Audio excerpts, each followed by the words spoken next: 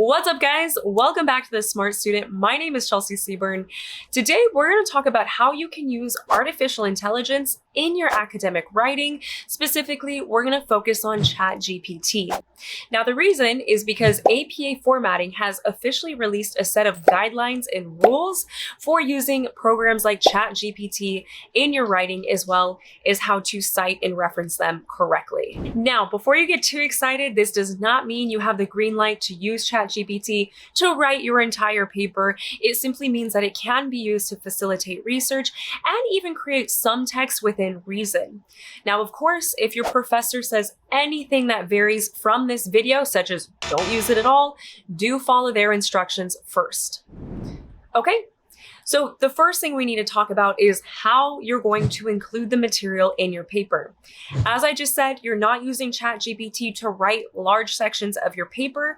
However, you're going to treat it like any other source, where if you want to use material generated by ChatGPT, you need to create a new citation for those ideas that are not yours. The difference is that you're going to include the prompt that you used and the exact text that was generated. This is very important because ChatGPT is designed to give you a different response, even if asking the same question twice. To demonstrate this, here's an example from the APA blog. It reads, when prompted with, is the left brain, right brain divide real or a metaphor? The ChatGPT generated text indicated that although the two brain hemispheres are somewhat specialized, the notion that people can be characterized as left brain or right brain is considered to be an oversimplification, and a popular myth. Now, there's a couple things I want to point out here. First, notice how the insert is relatively small. It's not a giant wall of text taking up most of our paper. It really is just a short sentence to help drive our point home. Next, note how it includes the prompt and the exact response, word for word, verbatim. Matter of fact, it's structured like a direct quote because that's exactly what you're doing, is including the direct material that was used in ChatGPT.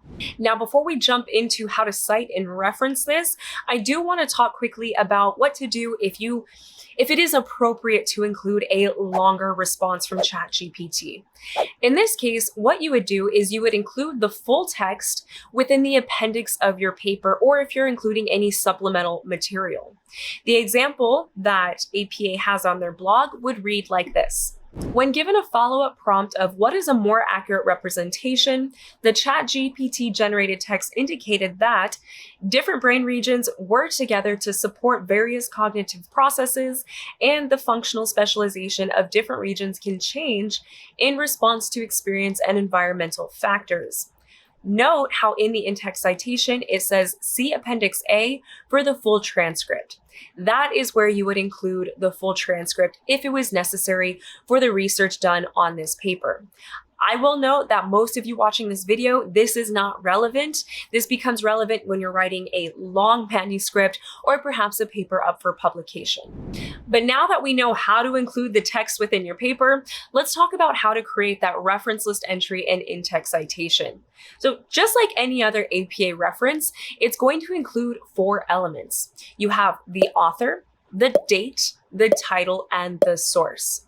Then when it comes to the in-text citation, this is a shortened version of the reference list entry, which is going to only contain the author and the date. The biggest difference when citing AI software is that it doesn't fall under a retrievable source, which is your traditional sources such as books, journal articles, web pages, nor does it fall under a personal communication, things like emails, professors' lectures, PowerPoint slides, things like that. It falls into its own category, which APA is labeling an algorithm's output. What that means in simple terms is that instead of looking for an author, someone who wrote the transcript, you're simply going to list the company that built the AI program. So here is an actual template you can apply to any AI software. As you can see, we have the 4 elements. For the author, you're going to list the company. For the date, you only need the year of the model. For the title, you want to include the name of the AI. Notice that it's italicized. Then you want to include the version in parentheses And finally, in square brackets, you want to include a descriptor. This is simply a short description of the type of source you're citing because, again, this is a non-traditional source. So in this case, since this is a language model, I would include large language model simple. And then to close out the reference, you want to include the source, which in most cases, it's going to be a live URL link. Underneath the reference template, you can see we have the template for our citations. There's two of them because depending on how you're formatting it in your paper, it can either be a parenthetical citation or a narrative. But let's go ahead and take a look at this example with all of the elements filled in. Here we go. We have the company, which in this case is OpenAI, followed by a period to close out the author element. The year of this model is 2023, enclosed in parentheses. Again, a period to close out the date element.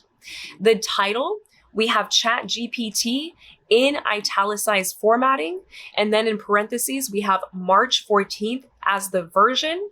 As you can see in the square brackets, we have the large language model as our short descriptor, period to close out the title element, and then the source element, we have the live URL link. To finish out the full reference, you have the corresponding in-text citation. As you can see, that includes OpenAI, 2023 for the author and date element. This will link it back to the full reference list entry at the end of your paper. So this is a template you can use no matter what AI software you're citing, provided it's been approved to be used in academic writing. I will say if you're using an image generator, there is a slight variation on how APA would like you to create the in-text citation and reference list entry. If that's something you need help with, be sure to check out the next video.